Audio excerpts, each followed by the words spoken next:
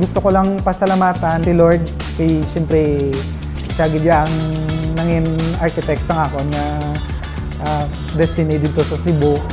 Good day, Tradians! I am Ivan. I am Von, and we are the February 2025 Mechanical Engineering Licensure Examination Board Top-Notchers of ESAT-U.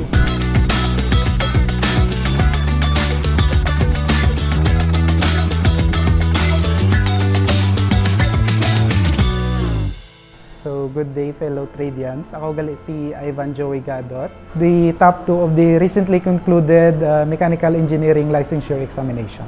Bilang isa ka bata, wala gid ko sang pangarap linsong una kay ambal ko sa kaugalingon ko. Sa dason lang ang pangarap mga na mahampang pa ko ako niya. Then sa sang pag senior high ko na, ang napilian ko gid nga pangarap is aerospace engineering gid tani. Kaso, diri sa Western Visayas, wala sang may ga-offer sina. So, may nakahambal sa akon, nga isa ka senior, nga try mo bala sa ISAT kay may mechanical engineering sila. So, lapit-lapit man na ang mechanical engineering sa aerospace.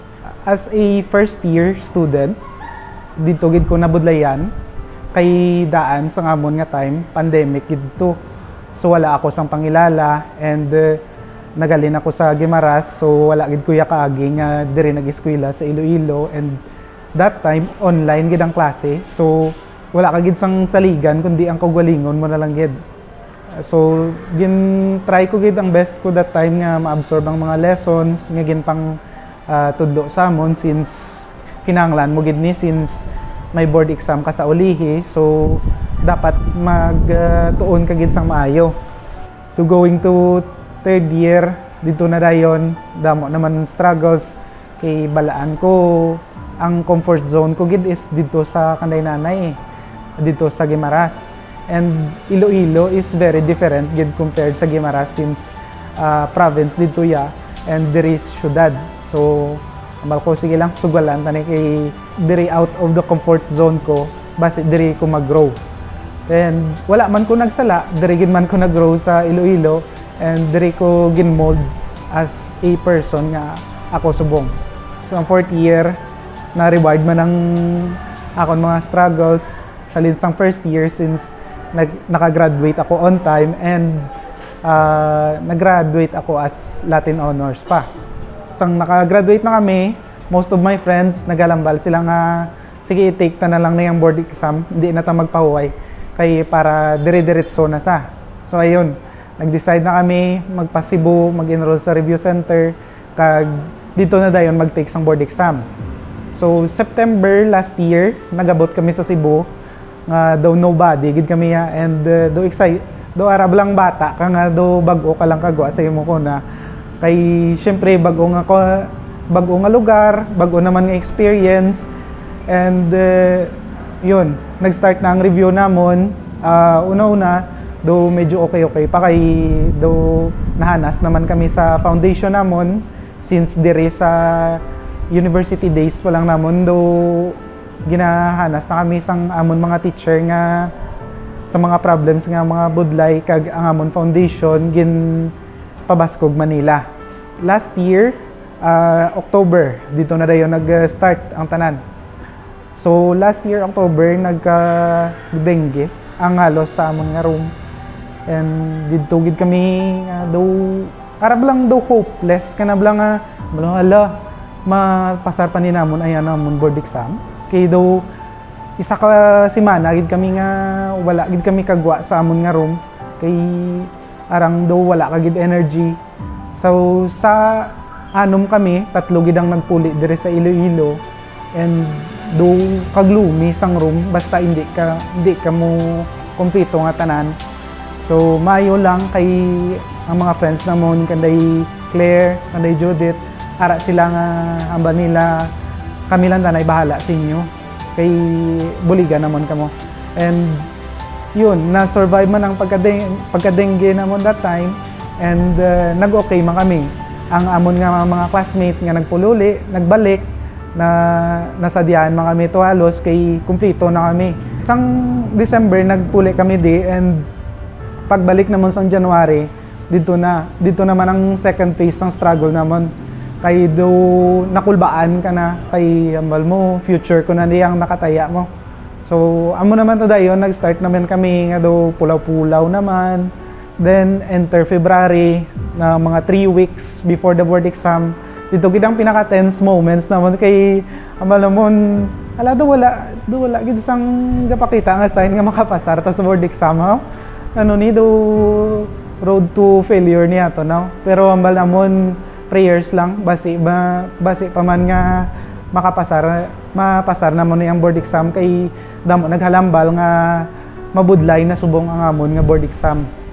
So during the exam naman sa exam week namon dito na ng first day ng first subject namon pag buklat namon sang booklet sang isabta namon hala do mga kabag-o ni sa amon sang problem nga ni nga do amon daw ka nagbalik naman ang feeling mo nga daw ka hopeless ka kay 6 months ka nag-review tapos ang i-answeran mo do kabag-o sa imo nga problems pero ambal namon prayers lang gid prayers do halos man sa amon prayers lang gid ang bala that time. So natapos ang board exam gambal na ko sa ugalingon ko nga tani makapasar lang gid amo na prayer naman tani makapasar lang gid para amon nga effort, amon nga time, amon nga money and amon pagpalayo sa amon pamilya for almost 6 months may prize man bala. And ayun sang pag-release sang results ng pagkita ko sang pangalan ko nga ara sa passers, ay salamat nakapasar gid man. And may nag-message ako nga professor namon and nagambal sa nga uy nakatap na chair ka. Tugusugin check ko ang results and nakatap na chair gid man ko. So hambal ko sa kagalingon ko. Thank you Lord kay amo ni gali ang ginhatag mo sa akon. Kay abi ko ya ang ihatag mo sa akon is makapasar lang pero wala ko kabalo nga ginhatag mo pag ginigila sa akon. Advice ko lang hindi man sa mga engineering lang or mga fellow engineering students and ang matake sang board exam pero sa tanan is always i-master gid ang basics kay dira gina tanan gahalin sa basics mo gid tanan nga concepts, tanan nga lessons ma-learn and amo gid na ang magiging guide mo para mas madamo ka pa nga problems nga masolve sa ulihi. Gusto ko lang pasalamatan ang si Lord kay syempre siya gid ang nangin architect sang akon nga destiny dito sa Cebu and parents, akon siblings and akon family nga since the first day gid ara gid nga nag-support sa akon. Gusto ko man pasalamatan ang ISATU, College of Engineering and Architecture, especially sa Mechanical Engineering Department, sa amon mga teachers since guide gid sila namon no. So sila gid naka-inspire sa amon. So gusto ko man pasalamatan ang DOST since dako gid nga bulig ang inyong scholarship sa akon. And sa akon man mga friends kag mga companions dito sa Cebu, mga teachers sa review center and sa tanan nga na-encounter ko nga tawo dito sa Cebu. Thank you good for the experience. Ako si Ivan Joey Gadot, the top 2 of the recently concluded Mechanical Engineering Licensure Examination.